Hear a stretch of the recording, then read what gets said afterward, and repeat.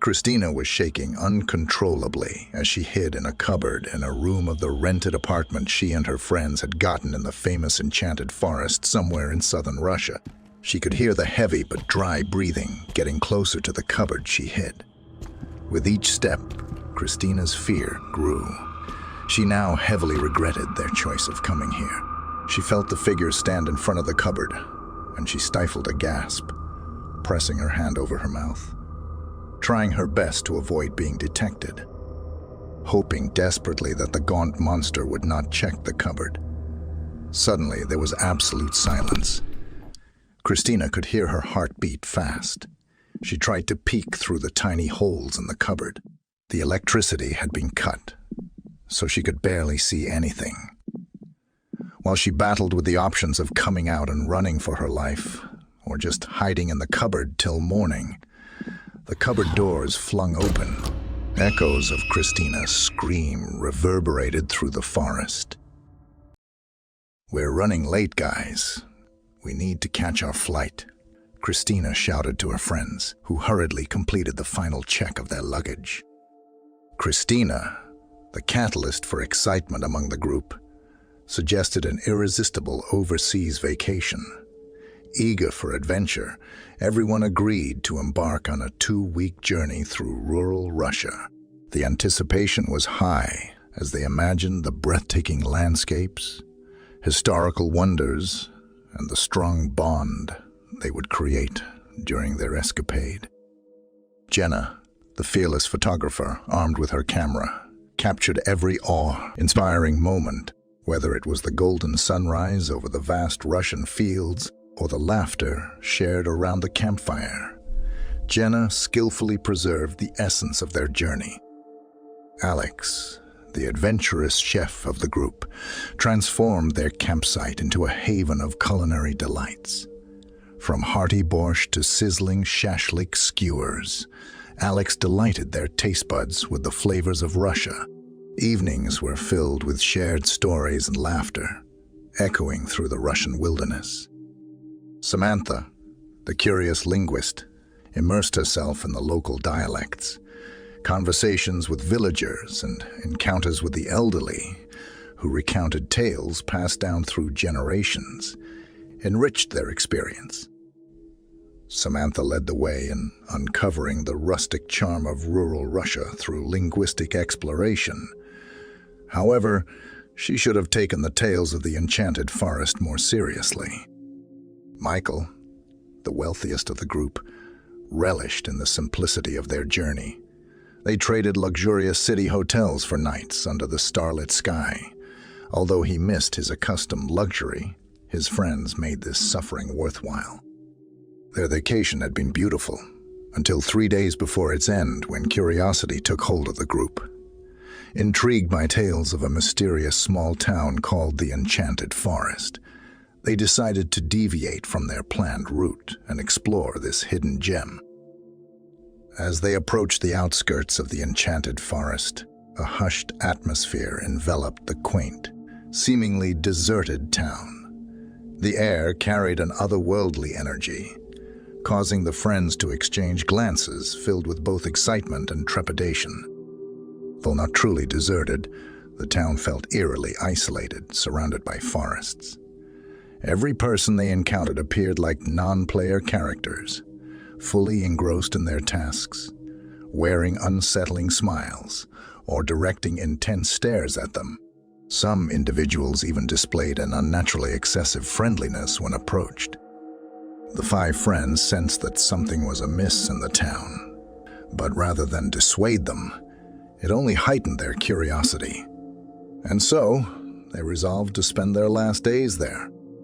Deep within the town, they discovered a cottage nestled among the trees.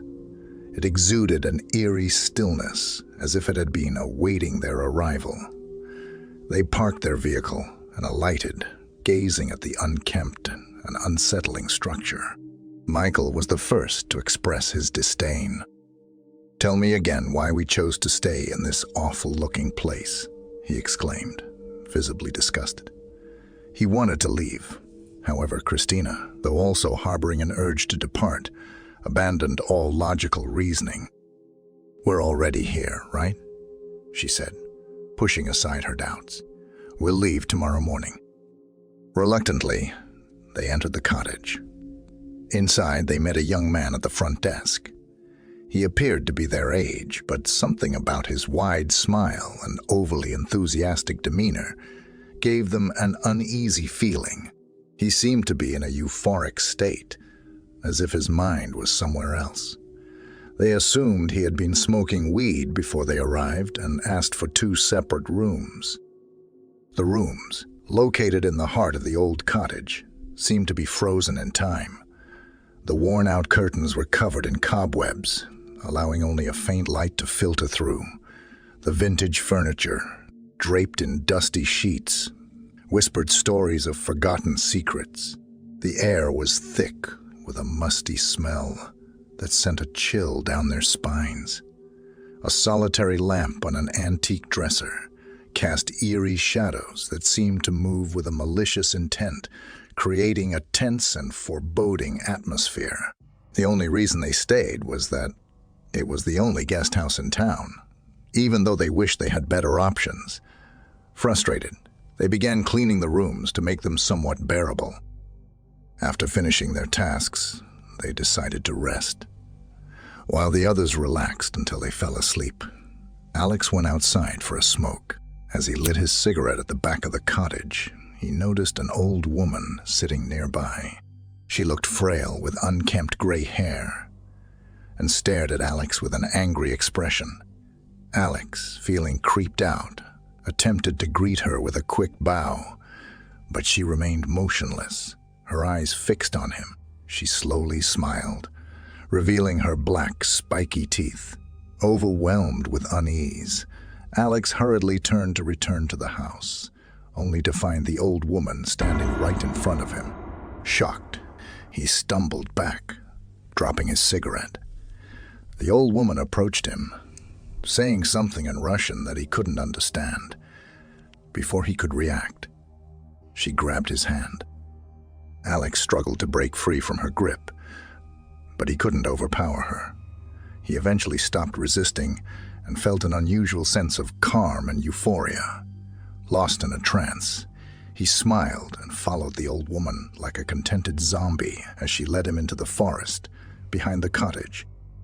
Later in the evening, Jenna woke up and urgently woke up Christina and Samantha. The room they had cleaned was becoming messy again, but in a strange way. The cobwebs they had cleared began to regrow before their eyes, appearing as almost invisible eerie white hairs that gradually intertwined, crawling all over the room. Fear gripped the girls, and they quickly fled the room, avoiding any contact with the growing webs. They burst into the boys' room and woke up Michael, who had been peacefully sleeping with a sleep mask on. To their horror, the same phenomenon was occurring in their room. Their immediate concern was Alex's whereabouts, but there was no time to wait. They grabbed the car keys and hurriedly left. As they were running, Jenna realized she had left her camera behind and told her friends she would catch up with them outside. Racing back to her room, Jenna encountered a series of unsettling events. She began hearing voices in her head, and the flickering light suddenly went out, plunging the room into darkness. Shadowy figures seemed to move within the room, causing Jenna to scream and attempt to escape. However, as she tried to reach the door, it seemed to move further away from her with each step. Eventually, the floor gave way, and she fell into a deep pit beneath the house, where she discovered a pile of decaying human remains. Jenna cried out for help, but her pleas went unanswered. To her horror, the bones animated and assembled into zombie-like figures, and they all surrounded her. She tried running, but there was nowhere to run to. From the ground, hands burst out and held her legs, trapping her in place for the zombies to attack. Paralyzed and trembling, Jenna succumbed to the overwhelming fear and despair, her hand still clutching her camera bag, now partially covered by the growing webs. The hairs spread onto her hand, and she was consumed by the darkness. Meanwhile, Christina, Samantha, and Michael made their way towards the exit, but they were intercepted by the receptionist, who brandished a shotgun.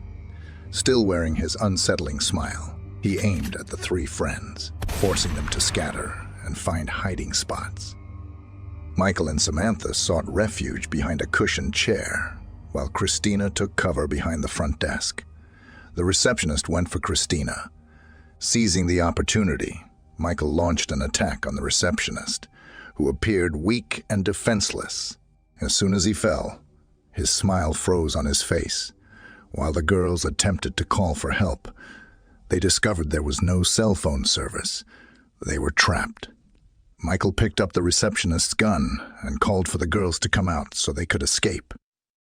In the chaos, Alex's lifeless body was thrown at their feet from the entrance. His limbs and body had been mutilated, but his expression mirrored that of the receptionist, frozen in a smile. Christina and Samantha screamed in horror at the dreadful sight. Michael instinctively raised the gun and aimed it at the entrance. There, standing before him, was an old woman with a sinister cackle. Acting out of fear, Michael fired a shot, pushing her outside onto the floor. She lay motionless for a while, leading Michael to believe he had killed an innocent old woman.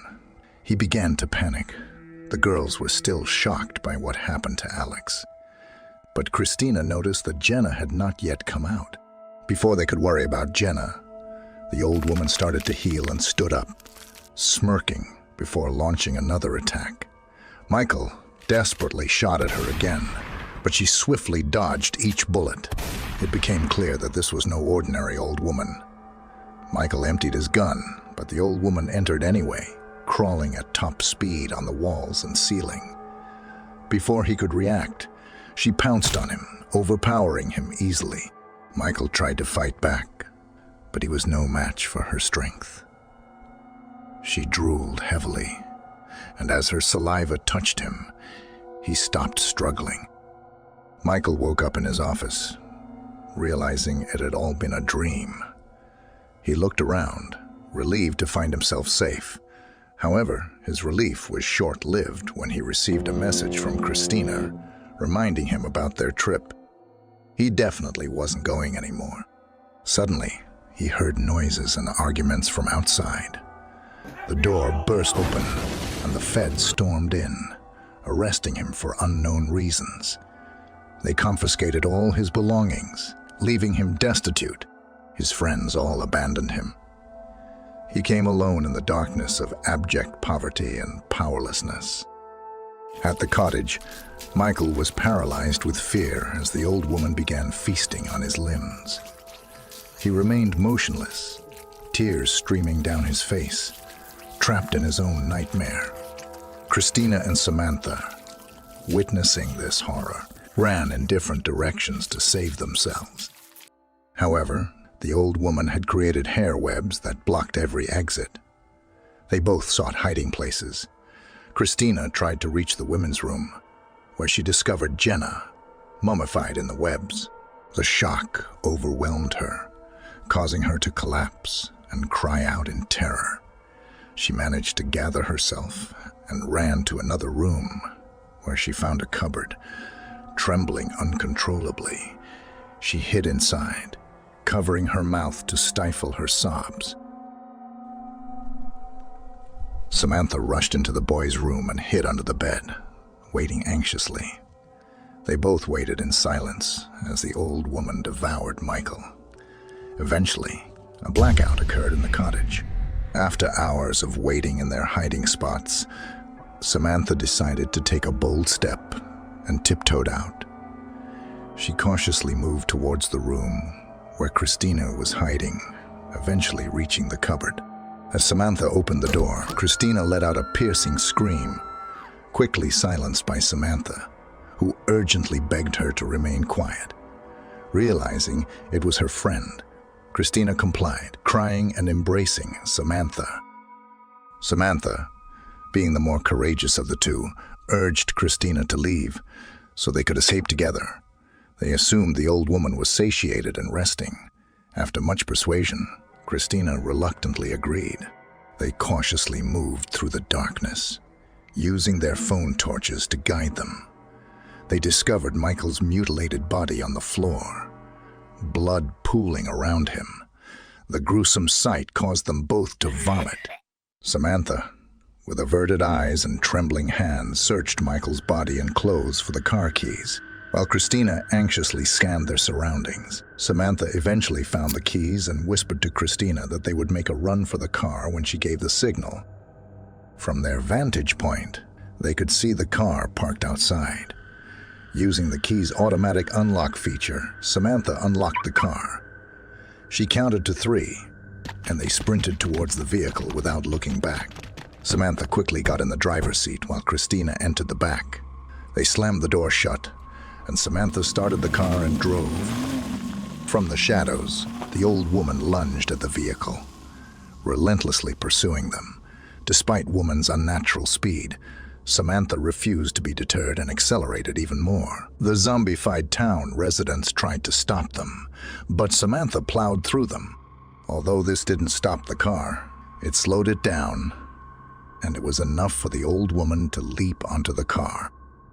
Christina screamed, but Samantha remained determined. She swerved the car violently, but when that failed, she abruptly hit the brakes. Flinging the old woman forward without hesitation, Samantha hit the gas and rammed into the old woman, driving over her. They didn't stop until they were out of that hellish town. Relief flooded over them at their escape, although their trauma prevented them from fully rejoicing. Christina smiled in euphoric ecstasy. The hairwebs had infiltrated the cupboard and made contact with her skin. It was all an hallucination. Samantha had already been mummified under the bed. SCP-352's cackling laughter echoed through the dreadful night.